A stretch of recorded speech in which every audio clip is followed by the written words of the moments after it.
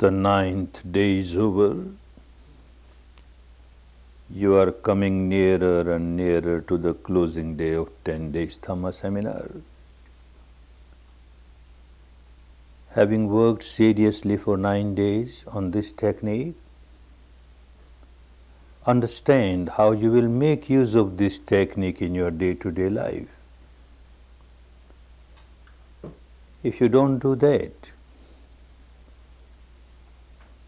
then the purpose of your joining a course like this is not served. Then it will become like a rite, a ritual, a vipassana rite, a vipassana ritual. It won't be helpful. Vipassana is not for that purpose.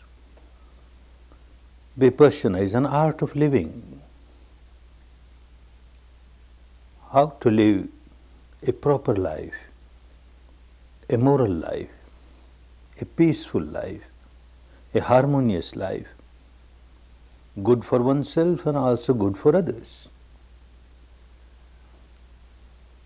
One has to keep on examining oneself whether Vipassana is really teaching me how to live a proper life. That is possible only when you go back home and practice every day, morning and evening. And even practicing morning and evening, if you make it just a mechanical process, sitting 1 hour like you count your beads of the rosary, it doesn't help. Again, in your daily life you have to see how this technique has started helping you. Similar situations, how you are dealing with those situations, how you are facing vicissitudes of your life. Misery may start, but how quickly you come out of your misery. Like this you keep on examining yourself. And if you find that there is no change in your life, no change for better, then there is something wrong. Either the technique is not good, but technique is good because it is helping thousands of people around the world. Today it has helped in the past, so there cannot be any doubt about the technique. That means you are not working properly. Then contact your guide, your teacher, your assistant teacher, and see what mistake you are making. If you are really practicing Vipassana as you should practice, some change or the other. Don't expect some miracles, but some change or the other must start. Change for the better must start in the life.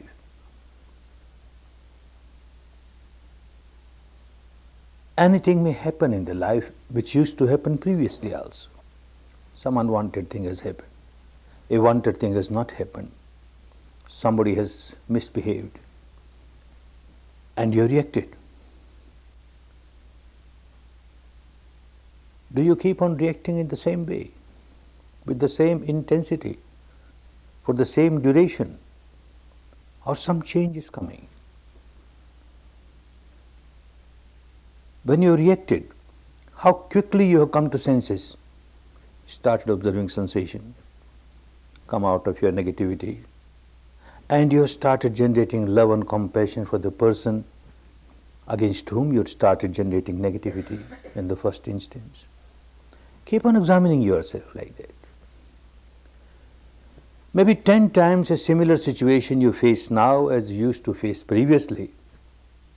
Quite possible 9 times you react in the same way as you used to react before. No change. Once at least out of 10 times, if once you are not reacted, you start observing your respiration, your sensation, that is a big achievement. Once in 10 times. This alone will become twice in 10 times, thrice in 10 times, and like this you will find you are really progressing on the path. Say a situation has arisen which used to arise previously also, and you have reacted, you have generated negativity, you have generated anger. Previously, you used to roll in that anger, say for 8 hours continuously. You kept on boiling yourself, 8 hours, anger, anger, anger. Now you will notice that this boiling stops in 6 hours? You start smiling. Later on you find in 4 hours you start smiling. In 2 hours, in 1 hour, half an hour, 15 minutes, 5 minutes. This duration of period, if it does not decrease, then you are as miserable as you were before. If you were miserable for 8 hours previously, now you are miserable only for 6 hours. 2 hours you gain, you are happy, you are less miserable. 4 hours, if you boil only 4 hours, you are miserable only 4 hours. And like this duration must become less, less, less. Although you did not start observing your respiration or sensation, yet you will find this duration becomes less, less. The intensity becomes less, less. No magic, no miracle, no supernatural power comes to help you. The law of nature is such. If you had been playing game of sensation for 10 days here, it does not give any good result. I keep on reminding it to the students again and again. Unfortunately, some are such, they keep on taking courses after courses, 10 courses, 20 courses, someone will make a century, and yet no change, no change. Because one is playing games of sensation. When there is pleasant sensation, one feels so highly elated, wonderful. My meditation is so wonderful. When a gross, solidified, unpleasant sensation comes, one feels so depressed, oh, my meditation is so bad. This is not Vipassana. This is totally against Vipassana. Sensation, pleasant or unpleasant, makes no difference. A sensation, what is the nature of the sensation? Look, it is anicca, it arises, it passes away. Every time a sensation comes, the understanding of anicca should be there. Look, arising, passing, and with this understanding of anicca, your wisdom increases, your equanimity increases, and this is how you are taking advantage of Vipassana. Otherwise, no advantage. If one keeps on playing the game of sensations, pleasant sensation, elation, unpleasant sensation, depression, if that continues courses after courses, if that continues in your morning and evening sitting, what benefit do you expect? No benefit. Otherwise, even though something unwanted has happened, you reacted with the anger, and why this duration has become less now, you not started observing respiration or sensation? Because of your practice morning and evening. Without intentionally trying to observe the respiration or sensation, a part of the mind starts observing it. You are boiling in anger. 1 hour, you might get few moments here and there when you observe your respiration, you observe your sensation. Next 1 hour, again few moments, few moments. Those few moments are wonderful moments. Like your car is running with high speed, going to collide somewhere. And a break, a momentary break, the speed becomes a little less. Again, it is running, another break, another break. It went on, it would have went on running for say 8 hours, now in 6 hours it stops, then 4 hours, then 2 hours, then 1 hour. Your anger was so strong, it would have kept you boiling for 8 hours. Now because of this momentary stoppage that you give, break that you give, unintentionally, it happens because of your practice, daily practice, and you are not playing the game of sensation. If you play the game of sensation, what happens now? Something has happened which you don't like in the outside world, and because of that you will get an unpleasant sensation, and because of that you are becoming angry, and when you feel the sensation, all these days, this is what you have been doing, unpleasant sensation, you have negativity towards it, you don't have equanimity in your mind, so now is the unpleasant sensation, you again react to it, you again react to it, you are not coming out of your misery. But if you work properly, an unpleasant sensation and you laugh and you smile, oh, this is impermanent. Let me see how long it lasts. This is impermanent. It arises to pass away. It arises to pass away, and you find this has started working. Like this, keep on examining yourself whether you are making proper use of Vipassana in your daily life or not. Don't expect that in a 10-day course one will become so perfect that now there will be no more negativity, no more boiling. Oh no. It will become less, less, less, and that is good enough. Slow and steadily you will find you are progressing on the path of Dhamma, the path of liberation, liberation from all the miseries. Whenever a misery comes, everyone wants to come out of misery. Nobody wants to roll in misery. But it is ignorance which makes us roll in misery for a long time. Saints, sages of the past, even ordinary human beings, they had been looking for a way to come out of their misery. Something has happened in life, very unpleasant, and one has become very miserable. And that incident keeps on striking again and again in the mind. One becomes more and more miserable. So one way out, people thought, was just divert your attention. People started running after sensual pleasures. One is very miserable, and to come out of misery, one will divert the attention, go to a cinema, go to a theatre, go to a dance hall, go to a bar, this or that, and feel, yes, I am out of my misery. You are not out of misery. Because all these sensual pleasures generates attachment in your mind. And attachment and misery go together. You are becoming more and more miserable. This is the two sides of the same coin. When you have got attachment to sensual pleasure or to anything, then whenever you miss it, you become so agitated, so miserable. You are not coming out of it, no solution. Then some saintly persons, they said, divert your attention not to these sensual pleasures, to something else. For example, unwanted thing has happened and you started generating anger. Get up and walk a little. If that has not worked, get up, drink a glass of water. You are diverting your attention. If that has not worked, just start counting 1, 2, 3, 4, 1, 2, 3, 4. You are diverting your attention. If all that doesn't work, then a solution was given which worked, which still works. If you have got devotion, strong devotion in any god or any goddess, any saintly person, any liberated person, enlightened person, in whomever you have got great confidence or devotion, just start reciting his or her name mentally. Keep on reciting, reciting, reciting. Because you have got devotion, it becomes easy for you to recite it. And as you are reciting, you are diverting your attention to something else. Your anger subsides and you feel that you are free from anger.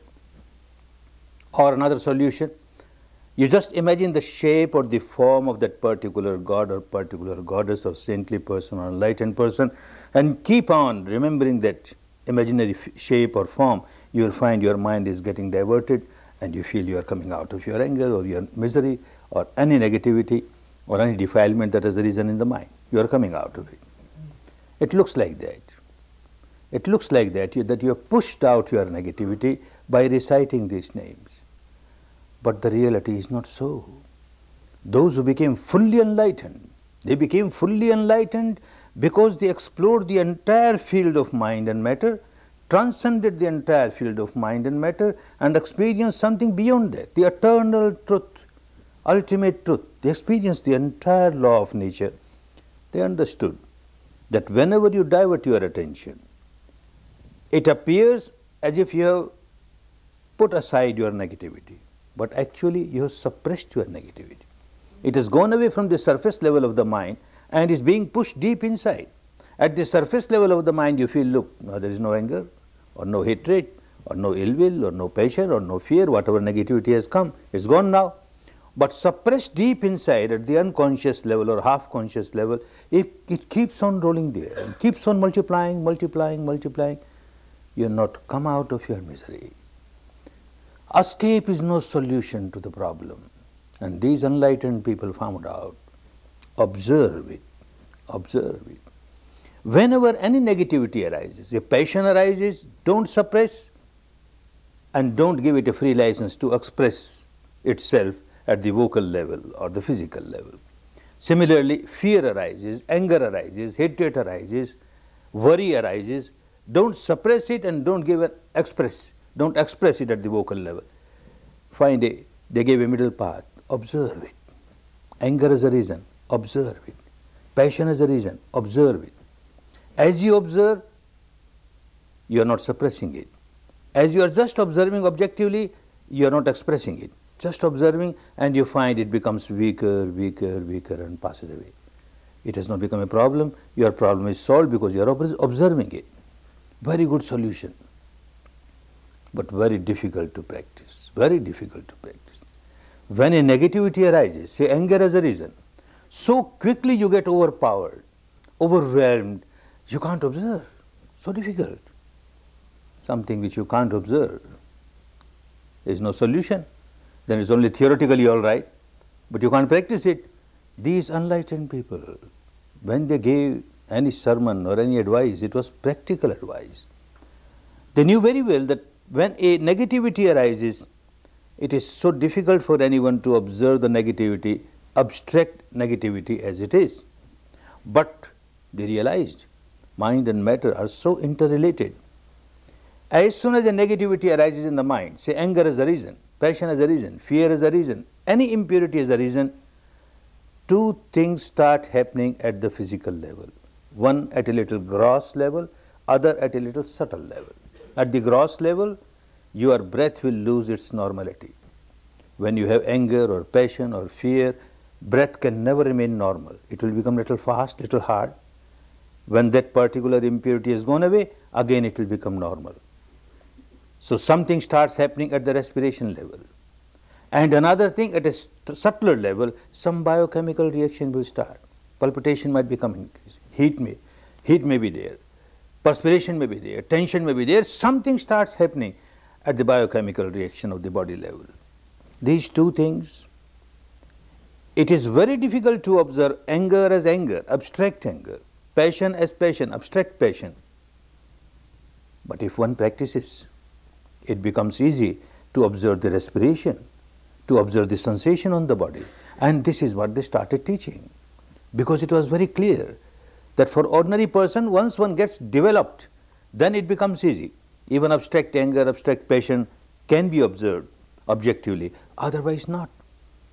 Even if you sit to meditate, you can't meditate. Anger as a reason. First important difficulty is, first important problem that comes is, you are so overpowered. You don't remember even that I should observe my respiration or my sensation or the anger. You just get overwhelmed with that. Then there must be somebody to remind you. You must have a private secretary around. Whenever anger comes, this private secretary must remind you, oh look master, anger is coming. And as Buddha said, you observe your anger, observe your anger. Private secretary will work for 8 hours only in the day. And I don't have agreement with the anger that you should come only when my private secretary is on duty. It can come any time in 24 hours, any day in 365 days. So I must have 3 shifts, 3 private secretaries. Then every country have their own labor laws. You must give staggering holidays. So 4 private secretaries or 5 private secretaries. Who can afford? Right, somebody is afforded. There is always, every moment, a private secretary like a shadow. And anger is a reason. And this private secretary will say, oh look master, anger. Anger, come out of the anger, observe anger. The first thing I do, I slap him. You fool, are you here to teach me? I'm my own master, I know what to do. Anger is anger. All right, I have not behaved in the wrong way. And I thanked him, all right, you were kept for that purpose. You have advised me, very good. Now I must observe my anger. How to observe anger? There is no shape of anger. There is no color of anger. You close your eyes and try to observe anger. What you will observe? Only the object of anger. So-and-so said like this, so-and-so did like this. Something unwanted happened, wanted didn't happen. And that keeps on coming in your mind. You are not observing anger. You are observing the object of the anger. And that is the stimulation for your anger. Your anger becomes more and more. You are not observing anger. And that is why enlightened people said, observe your respiration. Observe sensation. Observing respiration, observing sensation, you are not diverting your attention to something else. Because this very sensation, this very respiration is like the other side of the coin. On the one side of the coin, you go to your mental negativity. On the other side, these physical things that are happening, your respiration becoming abnormal or your sensation on the body. So you are facing the problem. You are not running away from the problem. You are not suppressing the problem. A very wonderful solution was found. And for that one has to practice. No magic, no miracle. The old habit pattern of the mind was always give importance to things outside. Things outside.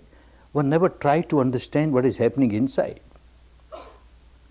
Vipassana helps you to see what is happening inside, which is more important than things happening outside. When all importance is given to things outside, then one always remains under the delusion that I am miserable because of things outside. I am miserable because so and so said like this or so and so did like this. All the cause of my misery I will keep on feeling is outside, outside, outside. A husband will say, if my wife changes a little, our house will become like a heaven, everything will be all right. She has to change a little. And ask the wife, she says the husband has to change a little. Little change in the husband, oh wonderful. Father will say the son should change a little. Son will say the father should change a little. Mother-in-law will say the son-in-law should change. The daughter-in-law should change. And the daughter-in-law, son-in-law will say the mother-in-law should change. Everyone else should change, not I. I am perfectly all right. What's wrong in me? Because you find fault only outside, outside. You always find the cause of your misery outside, outside. So all your energy, all your strength throughout the life is used to rectify things outside, to correct things outside. Nothing wrong. But big mistake that you are forgetting everything about yourself, what is happening inside. Your energy goes waste. First thing is that it is so difficult to change others. You have no control over others. How can you change others? Even if someone becomes the sole ruler of the whole world, so much power, yet it is not possible that in this person's life everything will happen according to his or her wishes. Nothing will go against his or her wishes. Not possible. Even with all the power one tries to correct somebody, amend somebody. Where is the guarantee that somebody else will not raise the head and start doing something against your wishes? Impossible. You can't change the whole world, but you can certainly change yourself. Certainly change yourself. There's a saying in our country, the path is full of thorn, full of pebbles. You try to clean it, very difficult, and you walk, the thorn will trouble you, the pebbles will trouble you. The best thing, wear shoes and walk over it. You are protected. You don't worry about this thorn and all. They will remain. Let them be there. There is sun, very strong sun. And you want the sun not to be so strong. It's too hot for me. You can't do anything. Take your umbrella. Take the shade and run. Doesn't matter. So you protect yourself. And protecting yourself is just observe what is wrong inside. This is what you started doing by practicing Vipassana. Unless you understand the truth, the totality of the truth, you always remain deluded. Panya, the literal meaning of the word panya, pakarena janeti iti panya. You understand things from different angles. If you try to understand the problem only from one angle, it is a partial truth. And partial truth is always distorted truth. It does not help you. When you see the same problem from different angles, you are coming nearer and nearer to the totality of the truth. Then the delusion goes away. Then your decisions are good, your actions are good, because you are with the totality of the truth. One story of the past, 5 blind, birth blind people were brought near an elephant. They had never seen an elephant, blind from birth. And they were asked to examine an elephant and say what an elephant is. Someone caught hold of the foot of the elephant, the leg of the elephant. Ah, I know, it's like a post. For him, it's like a post. Someone caught hold of the tail of the elephant. Ah, it's like a brush, a broom. For him, elephant is a brush, a broom. Like that, all 5 of them gave their definition of elephant, which is true, but partial true, far away from the actual truth. Like this, if we keep on seeing things only from one angle, then it's only a partial truth, a distorted truth. All our decisions will go wrong. Vipassana starts helping you. The Panya starts helping you to see things from different angles. One very important angle, which was missing from the time one has taken birth, opened eyes, only seeing outside, outside, outside. One never cared to see what is happening inside. Now Vipassana has given you another angle. Something has happened outside, let me see what is happening inside. So you are not with the distorted truth, only one angle, at least you have got 2 angles now, outside, inside. And as you progress, you will have more angles to see things. But this angle, seeing things inside, is such an important angle. Now you find the cause of your misery, 100% cause of your misery outside. But as you progress on the path and you start observing things inside, very soon you will reach the stage where you will start saying, yes, something happened outside, but also something happened inside. So cause of my misery is 50% outside, 50% inside. All right. You started sharing the responsibility 50%. You do something to change yourself 50%, doesn't matter. A time is bound to come, if you really practice Vipassana, a time is bound to come when you will start realizing 100% cause lies inside. Not even %, is outside. 100% cause of my misery is inside. Nothing outside can make me miserable. As nothing outside can make me happy. 100% cause of my real happiness lies inside. 100% cause of my misery lies inside. Then you start working inside. You give all importance to inside, and the whole life pattern will change. You will come out of your misery so easily because you started seeing things inside. Somebody has done something which has harmed you. Somebody has done great injustice to you. An example, you take your case to the court. I don't know how it is in this part of the world. Back in our country, when something goes to the court, litigation, it takes years together, from this court to that court to appellate court, etc., and then reaches the federal court, the Supreme Court. It takes 7 years, say. 7 years the case went to the Supreme Court, and the Chief Justice of the Supreme Court went through all the papers and all the evidences and gave decision that the other person is 100% at fault, you have got no fault, and he should be punished, all right? He has given a punishment according to the law of the country. But if I am a wise person, I start thinking, if there was no fault on my part, Supreme Court judge says I have got no fault, then why I suffered for these 7 years? 7 years, day and night, I had no peace of mind. There must be some law of nature, some law of God Almighty, why I was penalized. With Vipassana, you start understanding why you were penalized. You are responsible. Every moment you are boiling with negativity, so-and-so did like this, so-and-so did, you are responsible. You kept on boiling yourself. Somebody comes and abuses you. Just an incident, somebody has come and abused you. He is your enemy. He doesn't want to see you happy. He wants to see you unhappy. That's why he is abused, he is insulted. He has abused you once, made you unhappy and gone away. And now what happens? He just wanted you to be unhappy only once because he abused only once. And now what happens? You say, all right, shake hands. You want me to be unhappy? I will remain unhappy. For hours together, for days together, for years together. Sometimes you say that he insulted me so much, I don't forget for the whole life. Don't forget for the whole life? Whom are you obliging? You will keep on rolling in misery, hell misery for whole life. I don't forget for 7 lives. 7 lives in hell. Madness. What we are doing? In the first instance, it was a mistake on our part. Somebody brought a present of abuse and we accepted it. When somebody is abusing, it is the problem of this person, his problem, her problem, full of negativity. This is his misery. Why share that misery? Why take that misery on you? Just smile like Buddha. All right, it is. I have not accepted your present. You have to suffer for that, you have to suffer for that. I can't suffer for you. I won't suffer. That itself was a big mistake. And then you kept on rolling. You kept on remembering, he insulted me like this, she insulted me like this. You keep on staging that drama on the platform of your mind again, years together. No one else is responsible for that. You yourself responsible for that. As you examine more and more the reality inside, things will become so clear, so clear. I am responsible. Whenever I react, I bring misery to me. I don't react, whatever happens outside, I am not miserable. I can smile. So the entire responsibility lies with me deep inside. I change my own habit pattern. I become free from misery. I start living a better life. But that requires a lot of practice.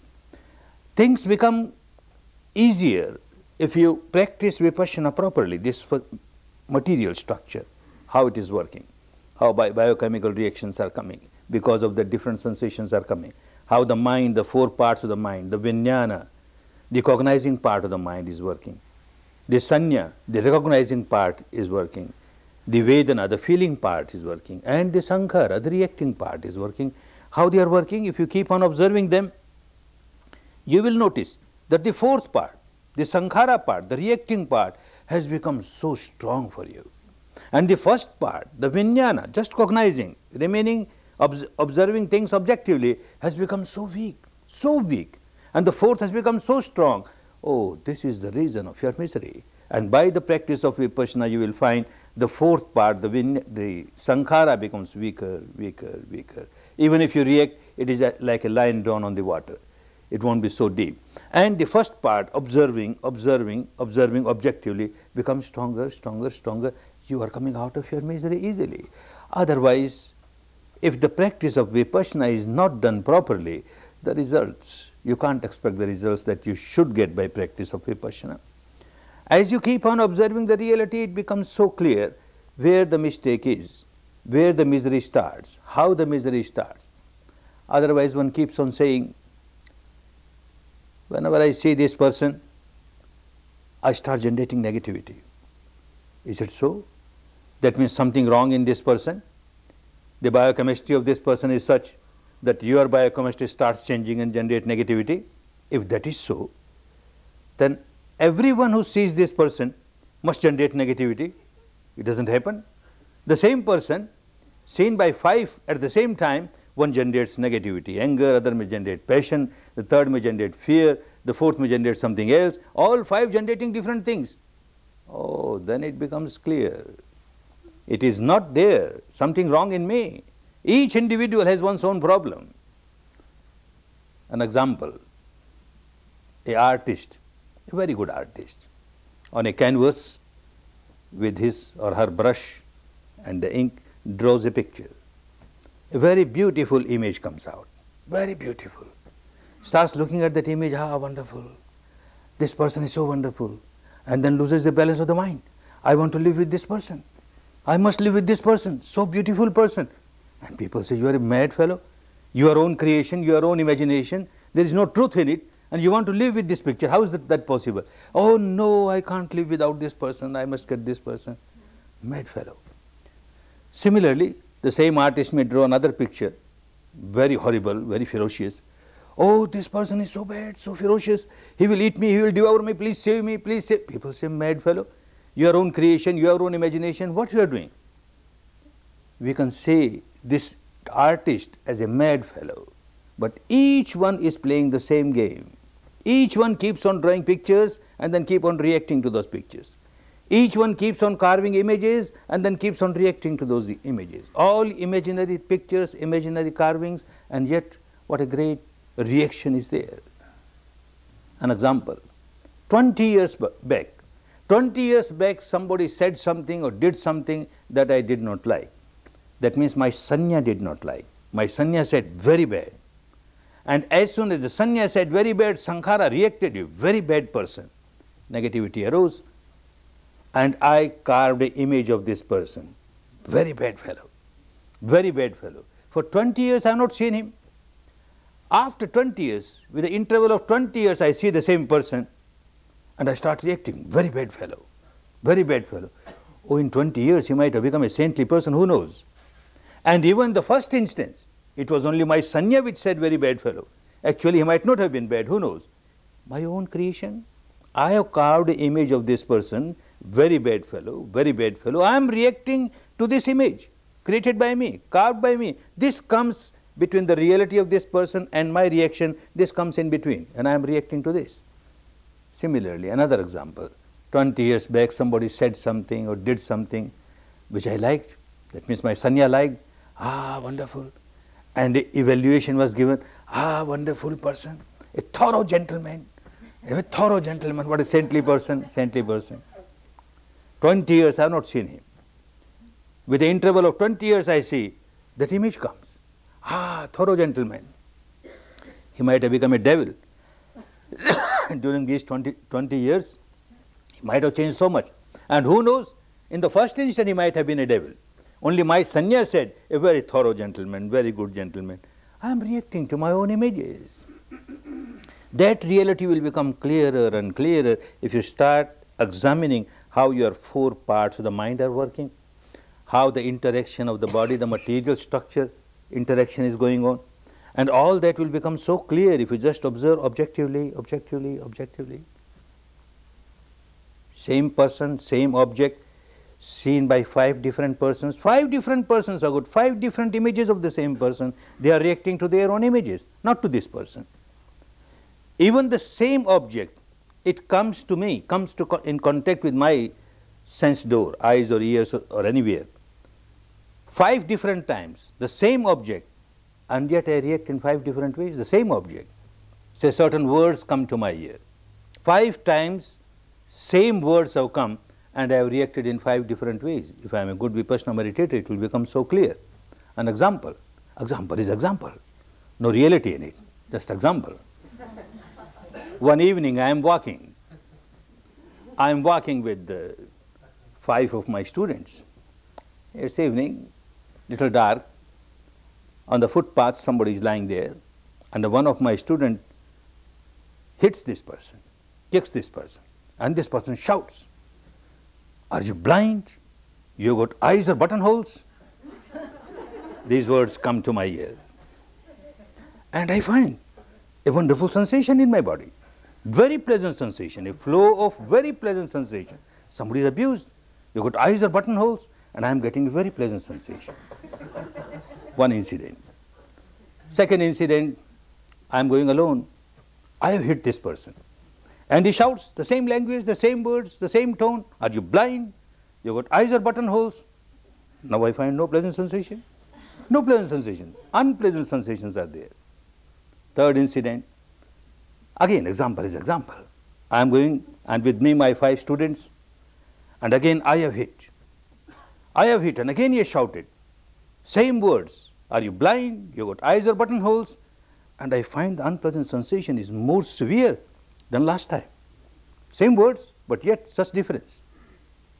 Fourth time, just an example. Again, I am walking. I have hit the person. Again, the same tone he has shouted. "Are you blind? You got eyes or buttonholes?" And suddenly I realize these are the words of my son. My son abusing me. "Are you blind? You got eyes or buttonholes?" Oh, the sensation becomes so unpleasant. So unpleasant. Fifth time. Again, example is example. I am walking with 5 of my students. I have hit this person. He has shouted in the same way. I have recognized my son. Oh, now it is totally unbearable. Unbearable. Why? The same words came to the ears 5 times, and why it is so different? What happens? A good Vipassana meditator will start understanding what happens. The first time when these words came, my sanya says, "Yes, these are words of abuse, but not for you. Not for you. They are for your students." And these students, I keep on teaching them, be aware, walk with mindfulness. And they are so immature. They have not understood anything. Hit somebody, and they have to suffer this abuse. I am a Vipassana teacher. I can't make such mistake. Look, this abuse is not for me. It is for my student. And there is a pleasant sensation throughout.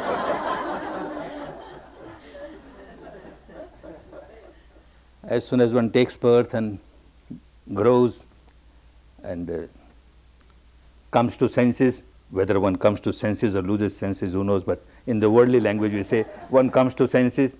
The first thing one does, carves an image of oneself. I, Goenka. And when I carve my own image, I carve very beautiful Goenka, wonderful Goenka. And I establish this image in the temple of my mind. Wonderful, Goenka is so wonderful. Now first time, when I found that abuse is to my students who are immature, I am a matured person, I am a Vipassana teacher, then this image got some more shiny over it, some more polish. Ah, wonderful. Goenka is so wonderful. He cannot make mistakes, others make mistakes.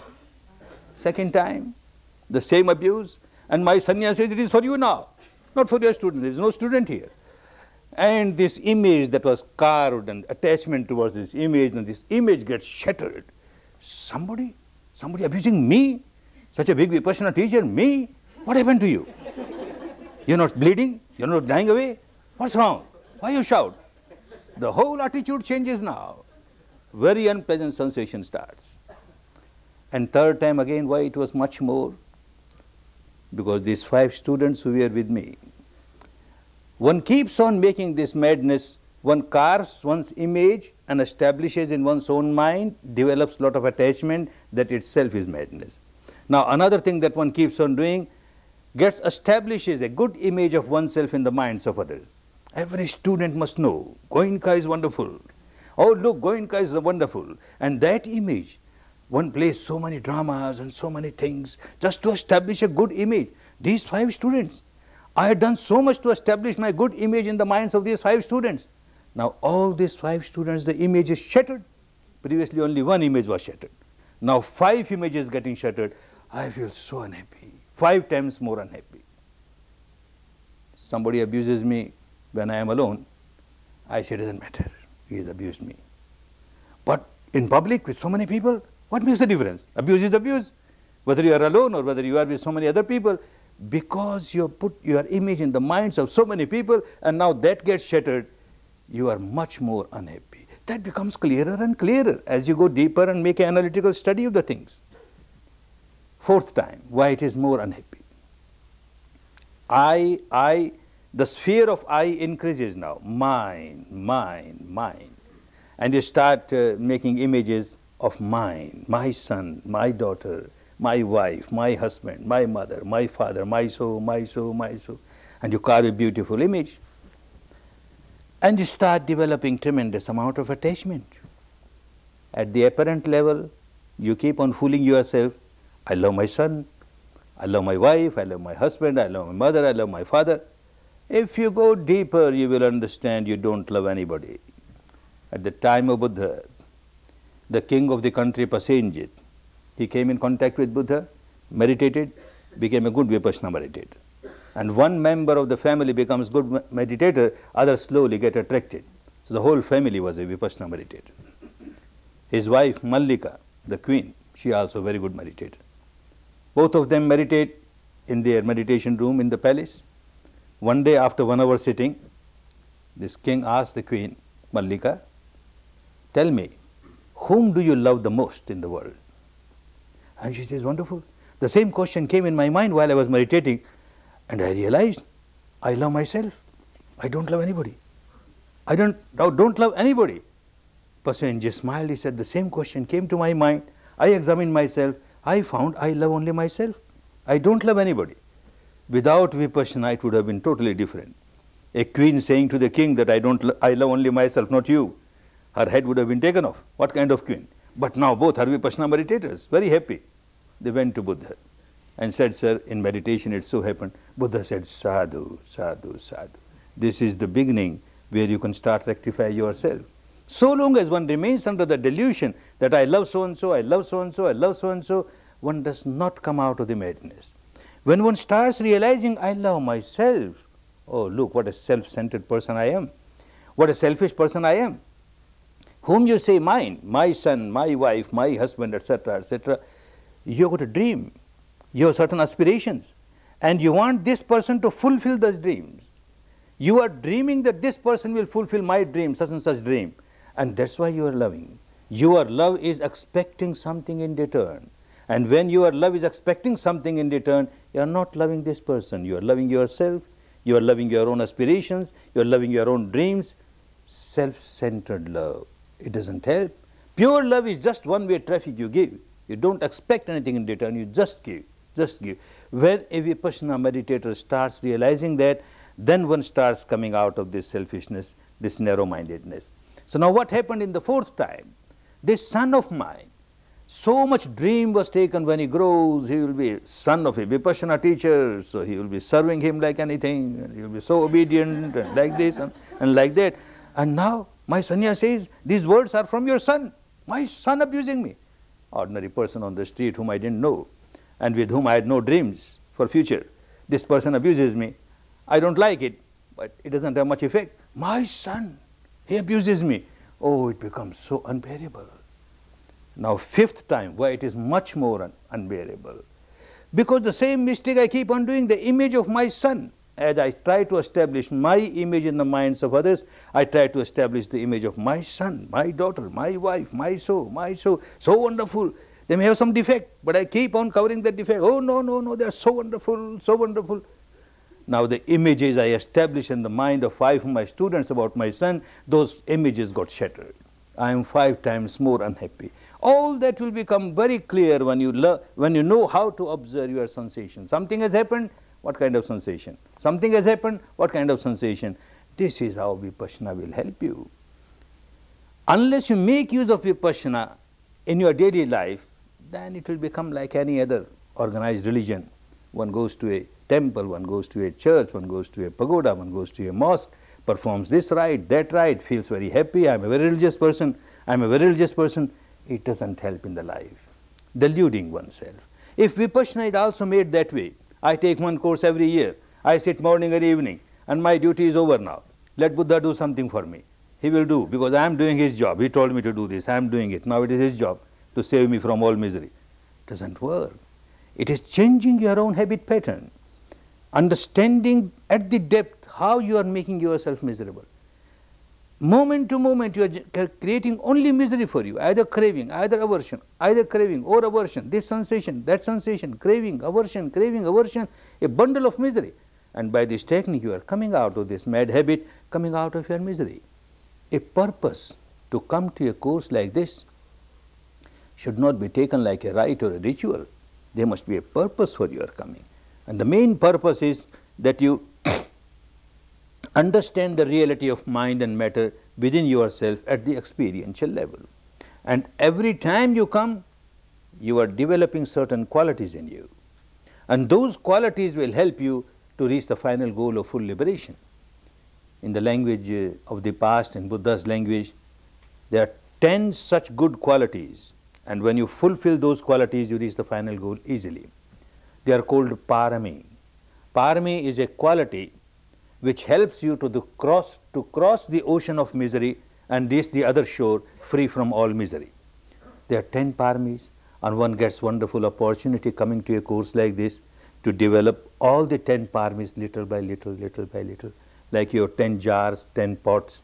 And even if you put one drop in each, drop by drop, a time will come when all these jars will get fulfilled and you reach the final goal. What are these 10 paramis? What are these 10 qualities? Remember them, so that next time you come, you be very careful that you put at least one drop in each jar. More the better. One parami. Nekkhamma parami, a parami of renunciation. One has to renounce the householder's life so that there is no attachment left. Everyone is not prepared to renounce the householder's life. Everyone cannot become a monk or a nun.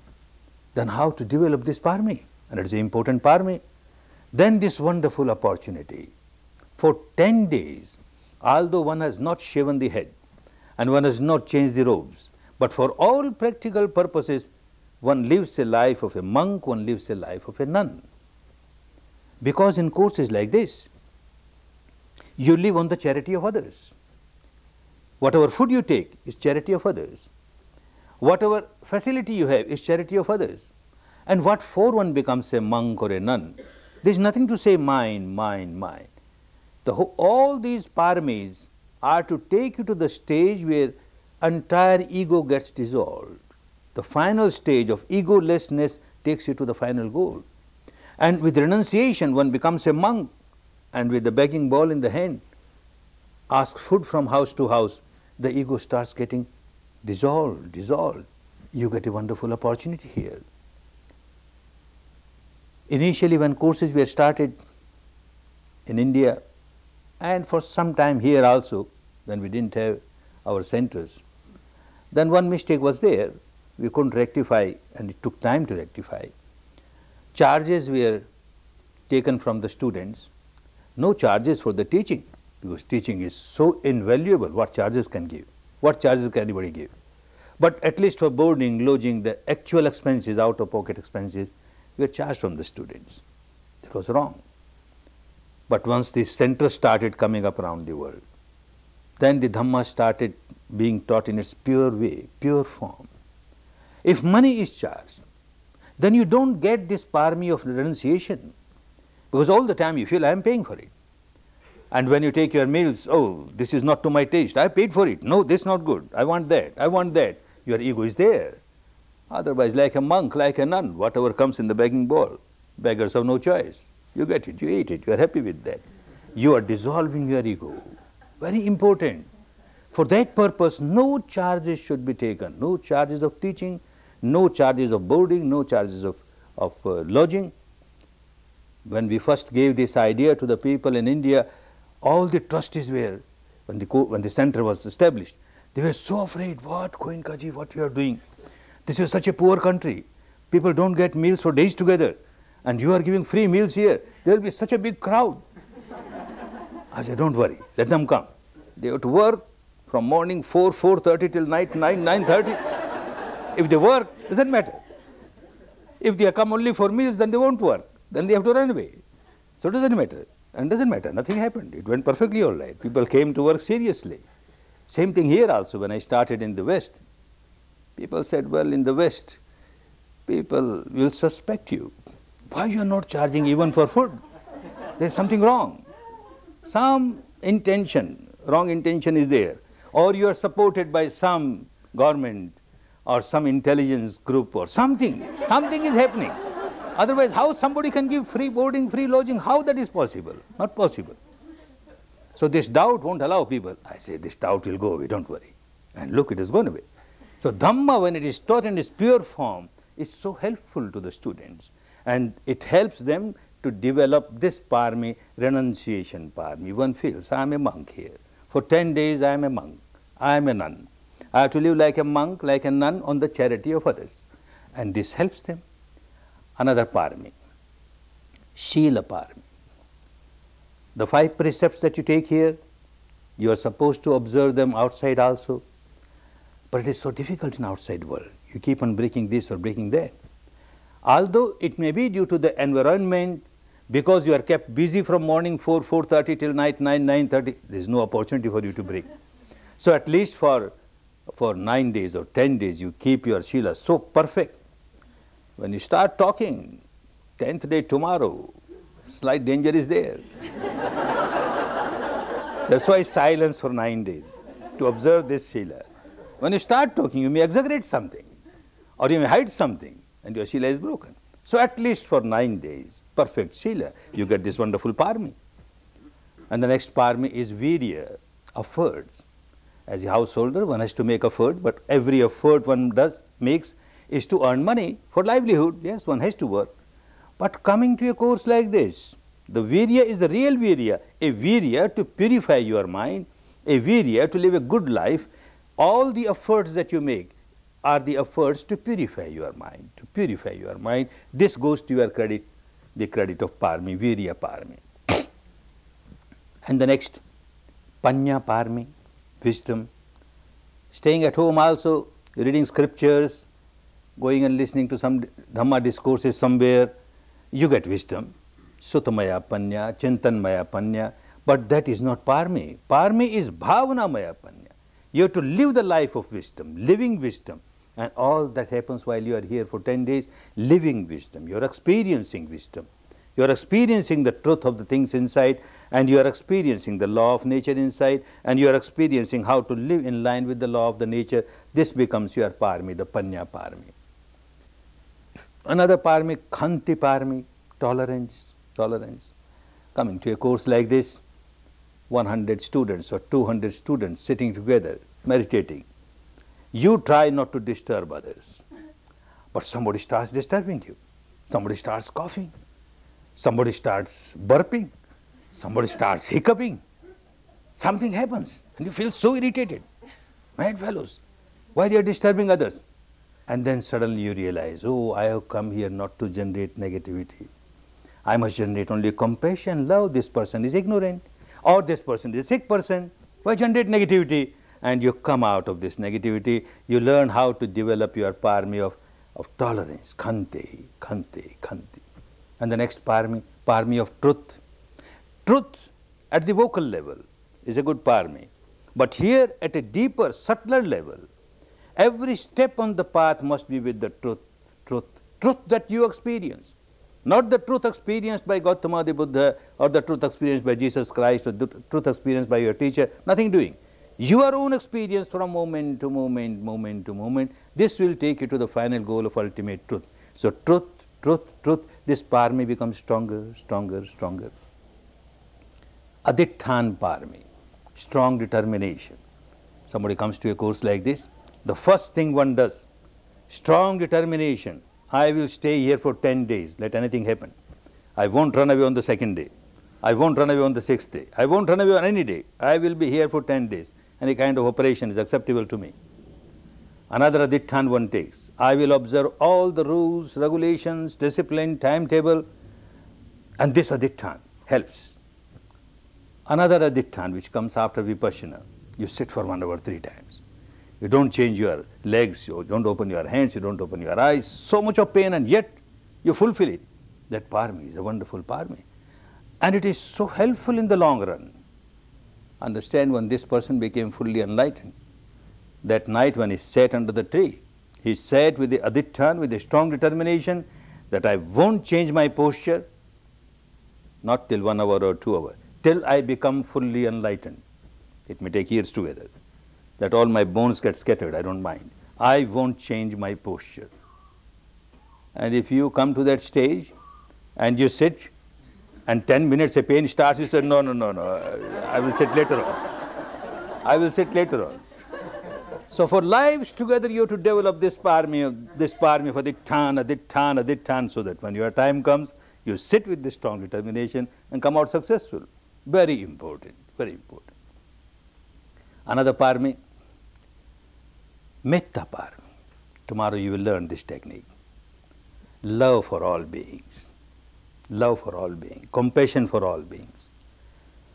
Well, we are taught from the childhood, love thy neighbor, love thy neighbor. So we keep on saying at the surface level, may you be happy, oh my neighbor, may you be happy, may you be happy.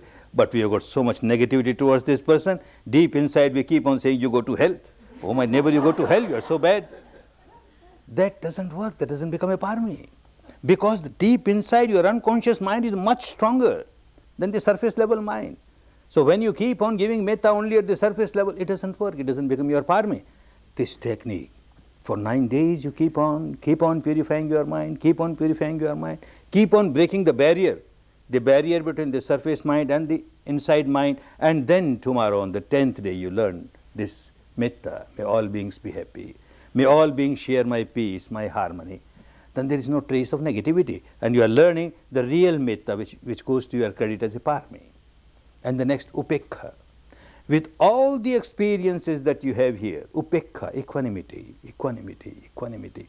Whatever experience you have, pleasant, unpleasant, neutral, equanimity, you get a wonderful opportunity. Otherwise in the life, when ups and downs are coming, vicissitudes are coming, you may have equanimity, but that equanimity will be at the surface level of the mind. But now you are experiencing at the depth of the mind. The sensations are experienced by the deepest level of the mind, and you are training this deepest level of the mind to remain equanimous, upekkha, upekkha, upekkha. This becomes your parami. And the next, dana parami, donation.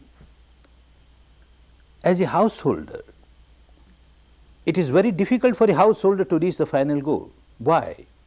Main difficulty is that a householder is not supposed to go and beg food.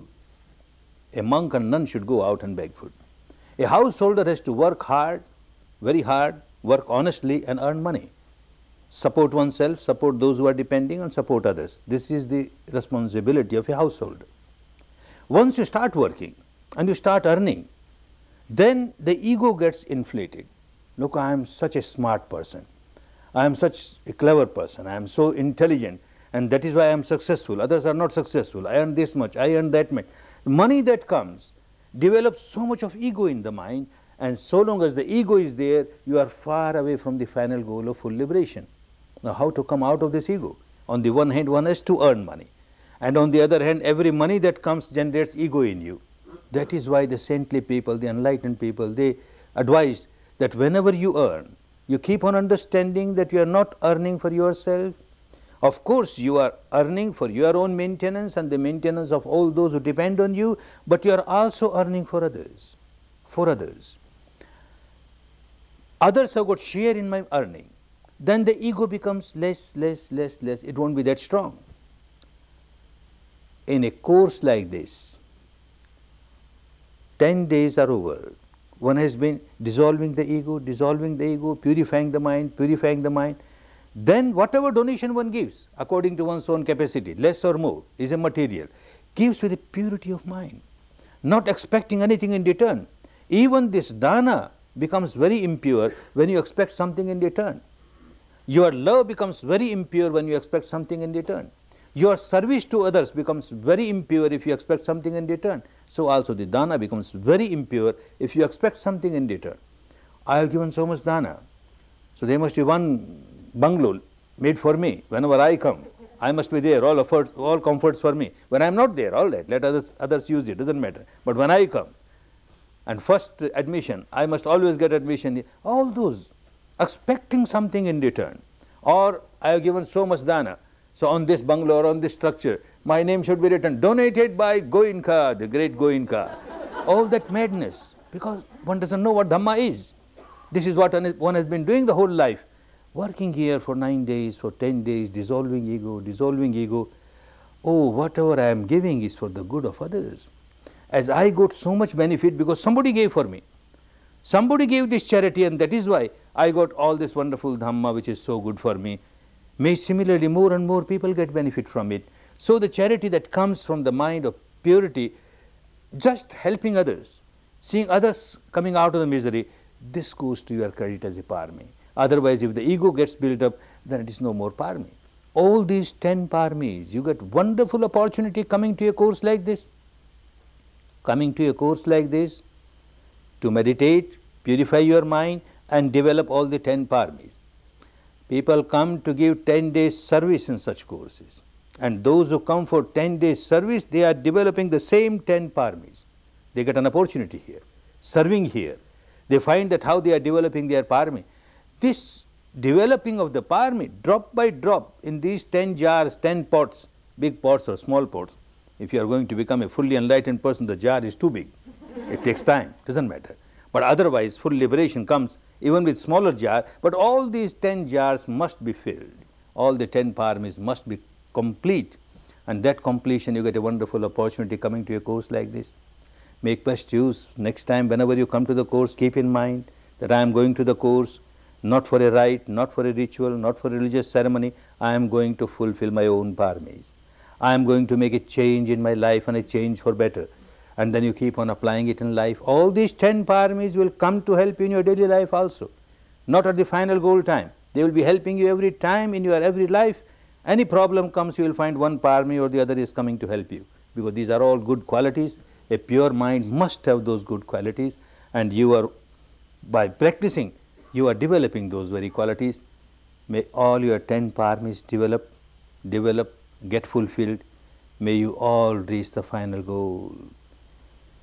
May you all experience liberation, liberation from the bondages, the shackles, the chains of all the defilements, so that you enjoy real peace, real harmony, real happiness, real happiness.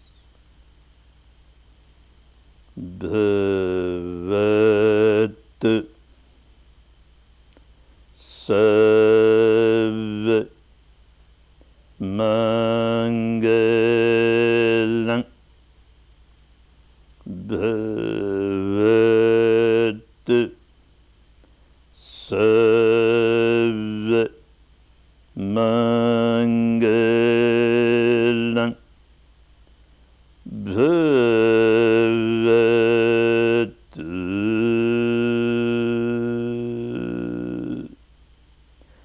Sarva Mangalam.